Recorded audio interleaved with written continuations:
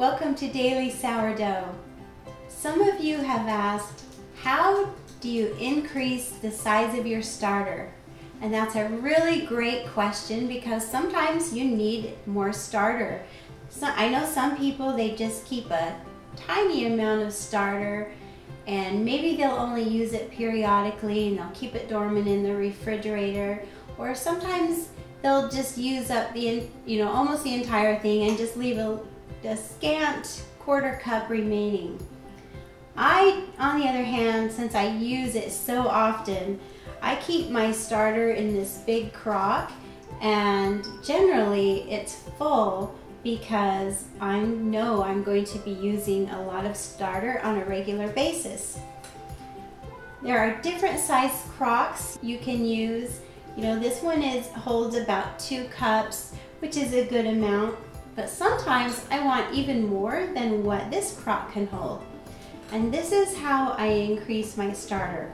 Now, if I'm making 2 different sourdough products, then I will put some starter in each bowl and then keep some back in my crock and feed it and keep it so that maybe I'll want to make 3 things. So it's so easy to increase your starter size, and it makes it so fun because you have all the options in the world. If you have an idea and you want to make something else, it's very simple to do. All you have to do is put a small portion in a bowl, maybe half cup, quarter cup, but since I have a lot of starter, I might as well put more in, and then put starter in the second bowl.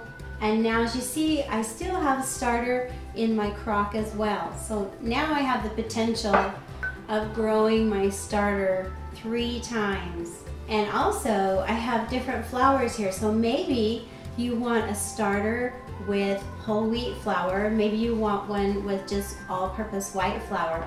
This is another way you can keep 2 different starters going.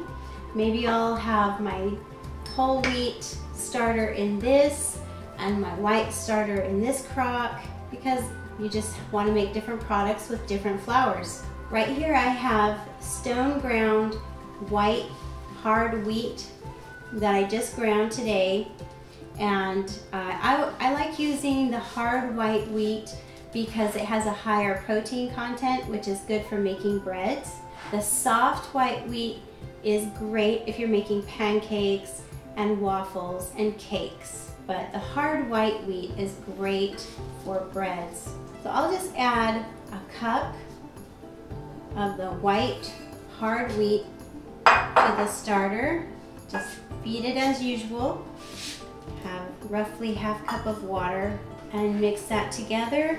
And since wheat berries and rye berries, they have natural yeast growing on them already, this should rise up and become active really quickly.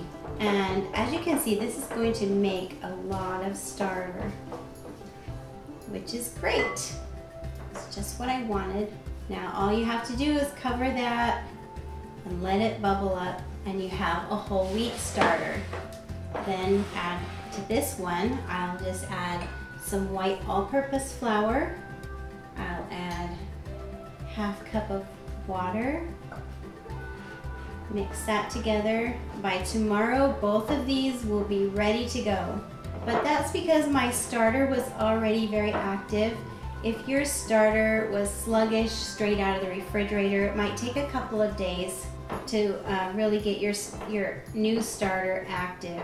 There have been times when I was doing a lot of teaching sourdough classes, and I had a 2-gallon bucket of starter, and I just kept that 2-gallon bucket of starter and just kept feeding it and feeding it. If I knew I was going to teach a class and I had a lot of students, then I would just double up the flour and the water so that I had a large volume of the sourdough starter. So there are other ways, all these ways of increasing your starter. Simply continue to add flour to it in a bigger container, separate them, and create different types of starters. And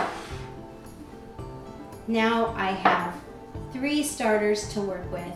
So friends, have fun with your sourdough, have fun with your sourdough starter, and happy baking. Stay tuned because I have more recipes coming up on Daily Sourdough.